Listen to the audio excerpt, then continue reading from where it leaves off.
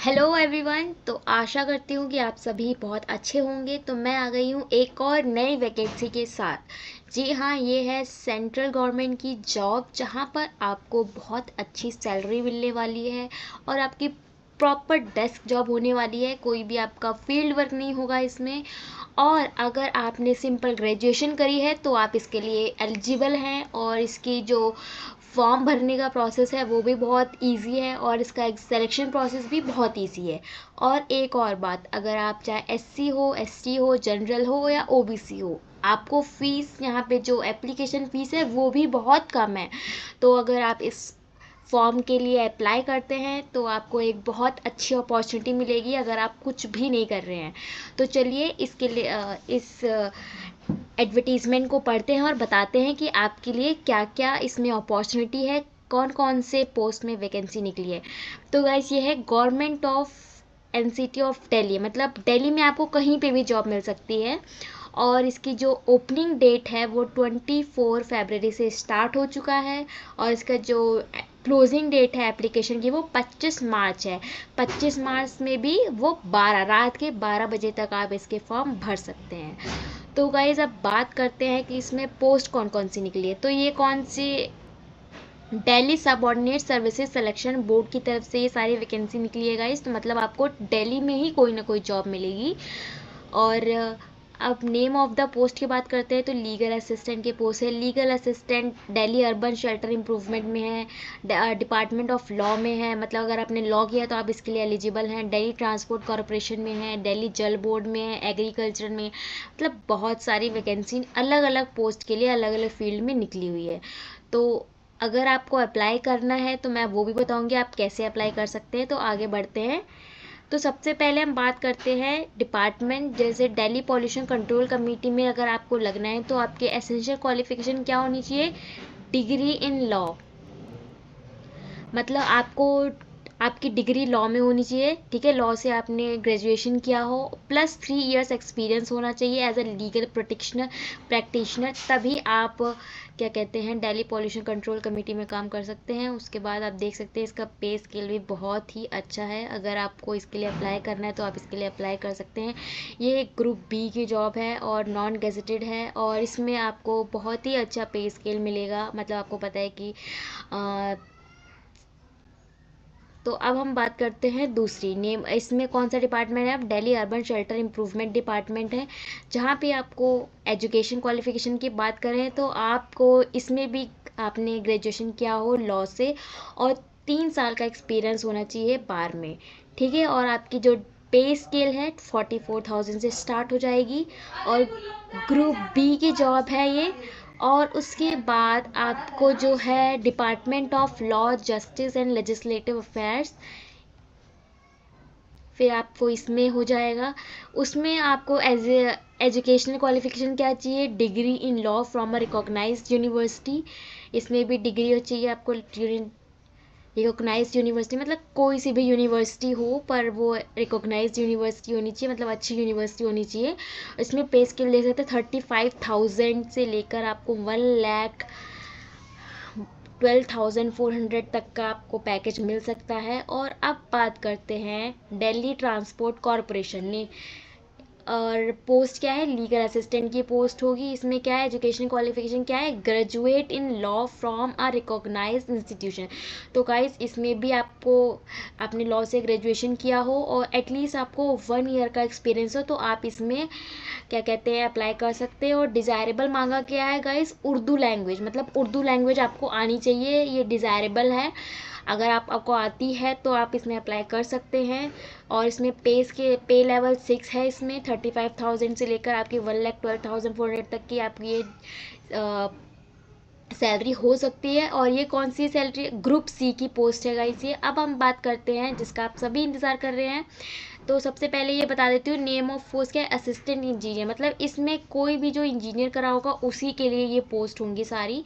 तो देख सकते हैं आप, डिग्री इन सिविल इंजीनियरिंग, मतलब आप सिविल इंजीनियरिंग करी हो आपने तो आपको कौन सी पोस्ट मिलेगी, दिल्ली जल बोर्ड में आपको असिस्टेंट इंजीनियरिंग की पोस्ट मिलेगी, जिसमें कि आपको पे लेवल 7 लागू होगा। इसमें 44,000 से लेकर 1,42,000 तक की आपकी सैलरी जा सकती है। और ये क्या कौन सी पोस्ट है, ग्रुप बी की पोस्ट है।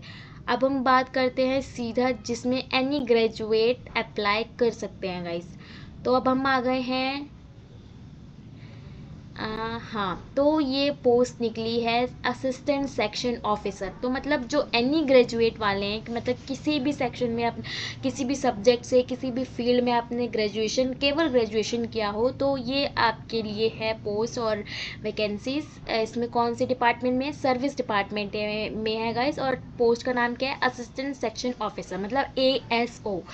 तो इसका माना जाता है कि बहुत ही ज़्यादा अच्छी पोस्ट मानी जाती है कि आपने इसकी अभी तक बहुत सारी वीडियोस देख ली होंगी, पर उन लोगों ने ऐसा आपको फॉर्म खोल के नहीं दिखाया होगा। ऑथेंटिसिटी गाइज, मेरे चैनल पे आपको बिल्कुल ऑथेंटिक जो जॉब रिलेटेड न्यूज़ है, जो जॉब रिलेटेड कोई भी क्वेरी है, आपको ऑथेंटिक मिलेगा। मैं आपको पूरा जो गवर्नमेंट की साइड से एडवर्टीजमेंट है वहीं से लाकर आपको दिखाती हूँ कि आप ताकि आप अच्छी जगह से आपको पता चले और आप कहीं इधर उधर भटके ना, और आपको अप्लाई करने का प्रोसेस भी इसी में बताऊंगी। तो गाइज़, अगर आपको और भी गवर्नमेंट जॉब रिलेटेड इन्फॉर्मेशन चाहिए होगी तो आप मेरे चैनल को ज़रूर सब्सक्राइब करें ताकि आपको और अपडेट मिल सके। तो अब हम बात करते हैं सर्विस डिपार्टमेंट में आपके एनी ग्रेजुएट के लिए पोस्ट निकली है, जिसमें कि है असिस्टेंट सेक्शन ऑफिसर के लिए। एसेंशियल क्वालिफिकेशन क्या है गाइस? बैचलर डिग्री होनी चाहिए किसी भी सब्जेक्ट में। और आप देख सकते हो डिज़ायरेबल, इसमें कोई डिज़ायरेबल नहीं है, कोई भी एसेंशियल कुछ भी नहीं मांगा गया। पे लेवल 7 होगा, ये ग्रुप बी की जॉब होगी, मतलब सेंट्रल सिविल सर्विस में देख सकते हो सेंट्रल लेवल की जॉब है ये। और 44,000 से लेकर 1,42,400 आपकी सैलरी होने वाली है, जो कि बहुत अच्छा अमाउंट है। फिर इस सर्विस डिपार्टमेंट में एक दिल्ली पॉल्यूशन कंट्रोल कमेटी है, इसमें भी ASO की पोस्ट निकली है ये। और ये है एक और है Delhi urban shelter improvement board, इसमें भी ASO की पोस्ट निकली है, जो कि और इसमें एसेंशियल क्वालिफिकेशन क्या मांगा गया है? बैचलर डिग्री और equivalent from any recognised university. और हाँ, इसमें एक चीज़ और है, कंप्यूटर प्रोफिशिएंसी, मतलब आपको कंप्यूटर आना चाहिए। और गाइज, आप ये तीनों पोस्ट के लिए अप्लाई कर सकते हैं। अगर आप किसी भी पोस्ट के लिए, मतलब जैसे कि अगर आप असिस्टेंट सेक्शन ऑफिसर में अगर आप अप्लाई करना चाहते हैं, तो असिस्टेंट सेक्शन ऑफिसर में ये 3 पोस्ट हैं, है ना।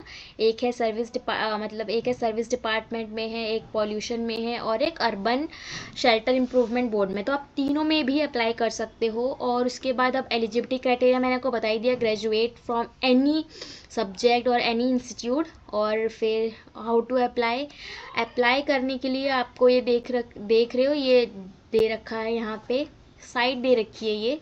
आपको इस साइट पे जाके पोर्टल खुलेगा, फिर वहाँ पे जाके अपने सब डॉक्यूमेंट्स अपलोड करने हैं। और इसकी लास्ट डेट 25 मार्च रात 12 बजे। तो गाइज, जो भी ये मेरी वीडियो देख रहे हैं, आप 25 मार्च से पहले पहले इसमें अप्लाई कर दें, क्योंकि उसके बाद साइट जो क्रैश हो जाती है, वर्क नहीं करती है, डॉक्यूमेंट्स अपलोड नहीं होते हैं, बहुत सारी दिक्कतें आती हैं। तो अगर आप कोई भी कॉम्पिटिटिव एग्ज़ाम के लिए तैयारी कर रहे हो तो आप इसमें ज़रूर अप्लाई करें। और देख सकते हैं एप्लीकेशन फ़ीस भी केवल 100 रुपीज़ है। तो 100 रुपीज़ तो ज़्यादा नहीं है, वो भी किसके लिए 100 रुपीज़? जनरल वालों के लिए। अगर हम बात करें OBC, SC, ST और फीमेल के लिए, तो उनके लिए कोई भी फ़ीस नहीं है गाइस। जी हाँ। तो और हम इसमें देख लेते हैं क्या क्या।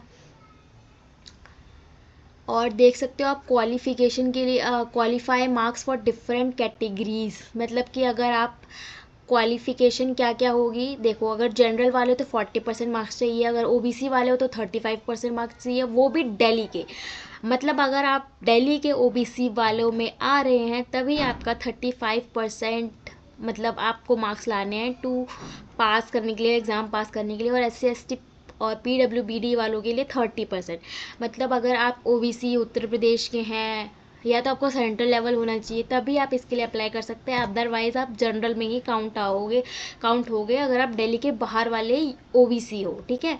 और जो एक्स सर्विस मैन है उनके लिए 5% रिलैक्सेशन है, respective category subjects to a minimum of 30%, ठीक है। तो आपको ये बात गाइस समझ में आ गई। अब मैं बता देती हूँ that DSSB reserves its right to prescribe a minimum cut off marks for any post। मतलब किसी भी पोस्ट के लिए वो कितनी मिनिमम कट ऑफ रखते हैं, वो टोटल उन्हीं पे ही डिपेंड करता है। और कुछ इम्पॉर्टेंट है तो मैं देख लेती हूँ। तो गाइज, अब हम देख सकते हैं एज रिलैक्सेशन भी है, SC ST वालों के लिए 5 साल का, OBC वालों के लिए 3 साल का, तो ये सब आपको दे रखा है। तो गाइस आपको कोई भी डाउट ना हो और आप अपने लिए सही डिसीजन ले भाई, इसलिए मैं इतनी बड़ी वीडियो बना रही हूँ और इतनी डिटेल्ड बना रही हूँ ताकि आपको कोई भी कन्फ्यूजन ना हो। और हाँ, मैं आपको बता देती हूँ, आपको अगर फॉर्म फिल करने में दिक्कत हो रही है तो उसके लिए कैसे आपको अप्लाई करना है, क्योंकि कुछ बच्चे होते हैं जो मतलब लिंक पे तो दबा देते हैं, फिर उनको समझ नहीं आता कि हम कहाँ अप्लाई कैसे करें। तो जैसे कि ये लिखा है हाउ टू अप्लाई, है ना, हाउ टू अप्लाई लिखा है, इसके नीचे लिंक है। सबसे पहले इस लिंक को, ये देखो मैंने लिंक पे डबल टैप किया, ये लिंक ओपन हो गया, ठीक है। अगर आपका रजिस्ट्रेशन हो रखा है तो वेल एंड गुड है, अगर नहीं हो रखा है तो आप क्लिक फॉर न्यू रजिस्ट्रेशन करेंगे, ठीक है। फिर यहाँ पे आप न्यू रजिस्ट्रेशन अपना करेंगे, यहाँ पे अपनी नेम ऑफ एप्लीकेंट, अपना नाम लिखेंगे। और गाइज ये डिटेल्स ना अपनी जो भी आपके 10th और 12th के सर्टिफिकेट होंगे, एग्ज़ाम मतलब मार्कशीट होगी, उन पे डिटेल्स होंगी, आप एग्जैक्टली वही इसमें फिल करें, क्योंकि अगर थोड़ी सी भी डिटेल्स का मिसमैच हुआ तो आपका जो रिक्रूटमेंट है वो शायद ना हो पाए, क्योंकि आपके जो इन्फॉर्मेशन है वो मैच होनी चाहिए लीगल डॉक्यूमेंट से, ठीक है। अगर आप ये फिल कर देंगे, उसके बाद आपका एप्लीकेशन फॉर्म, आपका रजिस्ट्रेशन हो जाएगा। रजिस्ट्रेशन होने के बाद गाइस मैं आपको बता देती हूँ, रजिस्ट्रेशन होने के बाद, एक मिनट, हाँ,